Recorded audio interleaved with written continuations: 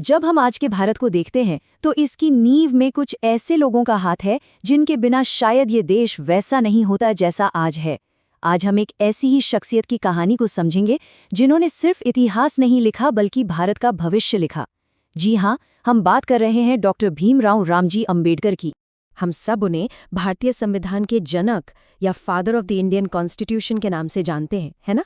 लेकिन ये उपाधि, ये सम्मान, ये तो उनके जीवन भर के संघर्ष की मंजिल थी। उनका पूरा सफर क्या था? चलिए कहानी को बिल्कुल शुरू से समझते हैं। तो सबसे पहले ये जानना बहुत ज़रूरी है कि हम डॉक्टर अम्बेडकर को सिर्फ एक नेता या समाज सुधारक के तौर पर नहीं देख सकते। वो एक आर्किटेक्ट थे, एक ऐसे शिल्पकार जिन्होंने मॉडर्न इंडिया की नींव रखी। सोचिए, एक ही इंसान और कितनी सारी भूमिकाएं। संविधान के निर्माता तो वो थे ही, पर साथ ही वो एक महान समाज सुधारक भी थे। एक बहुत ही ब्रिलियंट अर्थशास्त्री थे और आज़ाद भारत के पहले कानून मंत्री भी वही थे। इन सभी भूमिकाओं का लक्ष्य एक ही था, एक ऐसा भारत बनाना जो मजबूत हो और जहां सबके लिए इंसाफ हो। लेकिन ये सब करने की इतनी जबरदस्त इच्छा, इतनी मजबूत प्रेरणा आखिर आई कहाँ से? इसको समझने के लिए हमें उनके बचपन में जाना होगा, जहां उन्होंने समाज के एक बहुत कड़वे सच का सामना किया। उनका जन्म हुआ था 14 अप्रैल 1891 को महार जाति में। अब देखिए, उस समय के समाज में किसी का इस जाति में पैदा होने का मतलब था कि जन्म से ही उसके साथ भेदभाव किया जाएगा। और यहीं से उनके जीवन में छुआछूत यानी अनटचेबिलिटी की सच्चाई सामने आई। ये सिर्फ एक शब्द नहीं है, ये एक बहुत ही क्रूर सामाजिक व्यवस्था थी।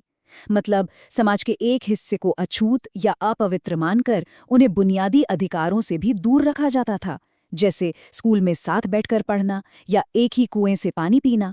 कल्पना कीजिए, एक छोटा बच्चा और उसे कदम कदम पर यह एहसास दिलाया जा रहा है कि वो दूसरों से अलग है, कम है। यही वो अनुभव थे, यही वो अपमान था जिसने उनके अंदर बदलाव की वो आग जलाई, जिसने आगे चलकर पूरे देश के लिए बराबरी का कानून लिखा।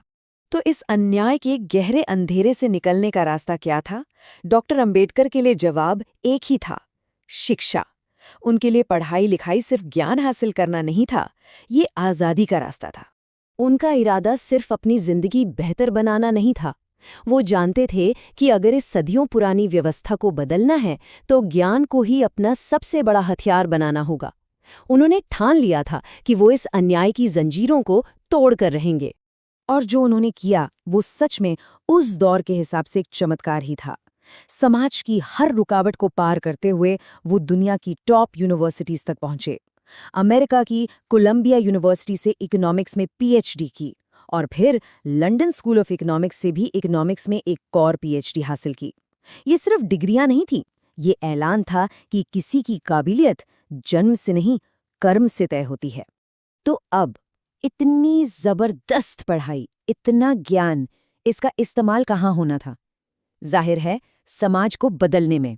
अपनी पढ़ाई पूरी करके वो भारत लौटे और फिर शुरू हुई समानता के लिए एक बहुत बड़ी लड़ाई। और देखिए, उनकी लड़ाई सिर्फ एक मोर्चे पर नहीं थी। जब संविधान बनाने की बारी आई तो वो ड्राफ्टिंग कमेटी के चेयरमैन बने और देश को एक ऐसा संविधान दिया जो सबको बराबरी का हक देता है। उन्होंने मूक नायक नाम की एक पत्रिका शुरू की ताकि जिनकी आवाज़ कोई नहीं सुनता, उन्हें एक मंच मिल सके। और ज़मीनी स्तर पर काम करने के लिए बहिष्कृत हितकारिणी सभा जैसी संस्थाएं बनाईं। और उनके इन्हीं सब कामों की वजह से ये कहा जाता है कि वो एक ऐसे भारत के निर्माता थे जो मॉडर्न हो, जहां समाज में बराबरी हो और जहां हर किसी को, चाहे वो किसी भी जाति या धर्म का हो, देश का हिस्सा माना जाए। तो चलिए अब कहानी के आखिरी हिस्से में चलते हैं, देखते हैं कि उनके जीवन का अंतिम अध्याय कैसा था और वो अपने पीछे क्या विरासत छोड़ गए। जिस जाति व्यवस्था के खिलाफ वो अपनी पूरी जिंदगी लड़ते रहे, आखिरकार उससे निराश होकर उन्होंने एक बहुत बड़ा और बहुत ही साहसी कदम उठाया। उन्होंने हिंदू धर्म छोड़कर बौद्ध धर्म अपना लिया। ऐसा उन्होंने इसलिए किया क्योंकि बौद्ध धर्म के मूल सिद्धांतों, समानता, करुणा और तर्क में उन्हें वो रास्ता दिखा जो वो समाज के लिए बनाना चाहते थे। 14 अक्टूबर 1956 को उन्होंने अपने लाखों समर्थकों के साथ बौद्ध धर्म की दीक्षा ली। लेकिन इसके कुछ ही हफ्तों बाद 6 दिसंबर 1956 को दिल्ली में उनका निधन हो गया। और देखिए, देश को उनके योगदान की महानता को आधिकारिक तौर पर स्वीकार करने में कई दशक लग गए। आखिरकार 1990 में उन्हें मरणोपरांत भारत के सबसे बड़े नागरिक सम्मान भारत रत्न से नवाजा गया। तो डॉक्टर अंबेडकर ने एक बराबर और न्यायपूर्ण समाज का पूरा नक्शा, एक पूरा ब्लूप्रिंट हमें दे दिया। पर सवाल आज भी वही है, उस नक्शे पर हम एक मजबूत और मुकम्मल इमारत कितनी बना पाए हैं? ये एक ऐसा सवाल है जिसका जवाब हमें इतिहास में नहीं, बल्कि अपने आज और आने वाले कल में खोजना होगा।